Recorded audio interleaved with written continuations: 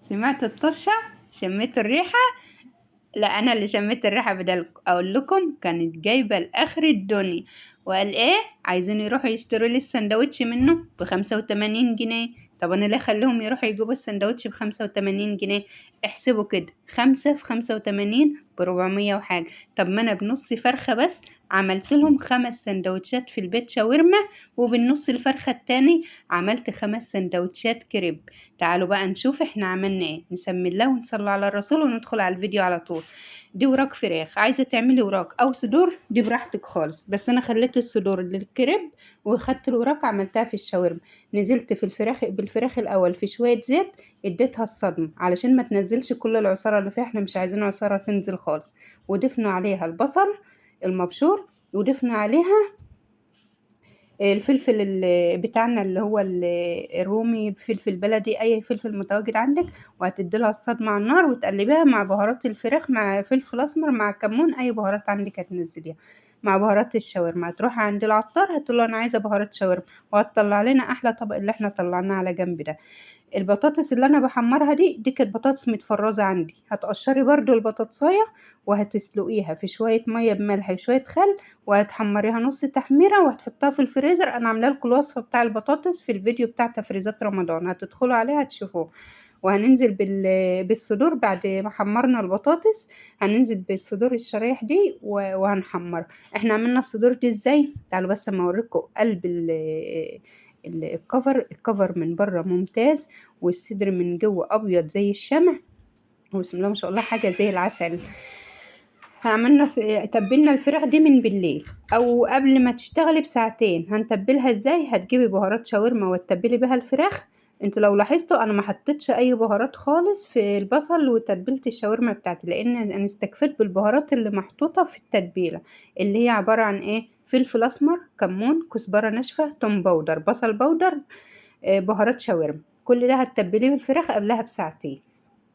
متفقين؟ متفقين.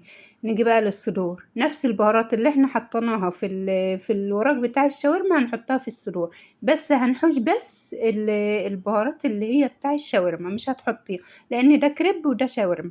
كل البهارات، بصي انت ما عندكيش بهارات شاورما ولا عندك بهارات اي حاجه خالص، ما توقفيش نفسك برضو. اي بهارات موجوده عندك هتتبلي بيها فراخك، هتقعديها فيها ساعتين، هتديكي طعم خطير من الاخر كده. هتجيبي العيش اللي انا جبته، العيش الجاهز ده. عايزه تعملي عجينه للشاورما براحتك، دي حاجه ترجع لك، بس انا استسهلت يعني. ابقى اعمل لكم فيديو للعجينه بعد كده. هتجيبي اللي انا بحطه على الرغيف ده ايه؟ ده الصوص اللي نازل من الصوص اللي نازل من ايه يا جماعه؟ الصوص اللي نازل من الشاورما بتاعتي. هاجي كده اخد الصوص اللي هو نازل ده وادهن بالرغيف كده، واحط شويه شاورما على شويه بطاطس من اللي هي متحمره متقرمشه دي، على شويه جبنه موتزاريلا، على شويه جبنه ميكس. موجوده عندك الجبنه حطيها، مش موجوده مش عايزه تحطيها ما تحطهاش، استكفي. احنا عايزين اقل حاجه وفي بيوتنا نشتغل بيها العيال. كده خلصنا الشاورما بتاعتنا. 5 سندوتشات قدامكم اهو، زي ما انا قلت لكم نص الفرخه يعمل 5 سندوتشات. وهنعمل بقى الكريب. تعالوا بقى عشان نعمل الكريب مع بعض. عندك ده مايونيز وكاتشب. طب انت عملت الشاورما والكريب بعيش واحد، ايه المانع؟ عادي خالص، عادي خالص خالص، الموجود عندك اعملي بيه. انا وريتكم الطريقه دي. حطيت في الرغيف كده من تحت من كاتشب ومايونيز. لو مش متواجد عندك الكاتشب والمايونيز، معظم الاولاد ما بيحبوش، ما تحطوهوش. يعني انا علشان التصوير بجيبه، لكن انت باقل التكلفه اعملي. وشويه جبنه موتزاريلا وشويه جبنه ميكس. حطيت لك في الرغيف من جوه. اما انت لو عايزه تتني الرغيف زي ما انا تانية كده وتحطي زي ما انا بحط بوريكي الوقت قبل ما تحطي فيه من جوه، دي حاجه ترجع لحريتك الشخصيه. ده بيتك ودي سندوتشك وانت اللي بتعملي بايديك لعيالك. بألف هنا وصحه يا رب على قلوبكم. قفلة السندوتش بتاع الكريب بقى هتجيبي يمين في شمال زي ما انا هعمل كده، وتعمليه مثلث. لقيت الحشو كتير هتقفلي على قد ما يقفل معاكي وهتكملي من فوق كده، يعني ما تمليش الحشو قوي عشان تعرفي تقفلي السندوتش، بعد ما تقفليه تكملي بقى بالنظام اللي انا بكمل بده. وهتحطي شوية كاتشب وشوية مايونيز وشوية جبنة موتزاريلا كده علشان تمسك لك حتة الفرخة دي لما تسيح على النار، تمسك الفرخة ديت ما تخليهاش تقع من السندوتش بتاعك. شفتوا بقى يا جماعة، في اسهل من كده؟ والله ما في اسهل من كده. اعمليها لعيالك مسافة ساعة زمن، هتطلعي من مطبخك وهيبقى عندك بسم الله ما شاء الله كمية سندوتشات لو بتشتريها من بره هتكلفك اكتر من 1000 جنيه. دول الصراحة كانوا 6 سندوتشات ستة كريب و6 شاورما، يعني 12 سندوتش. احسبي 12 سندوتش في 85 جنيه، شوفي هيكلفوكي اكتر من 1000 جنيه.